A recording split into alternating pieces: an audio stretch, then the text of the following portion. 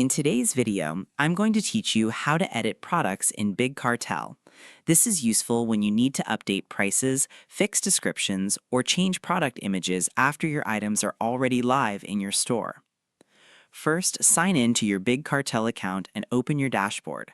From the main menu, click on the Products section to view all the items in your store. Next, find the product you want to edit and click on it.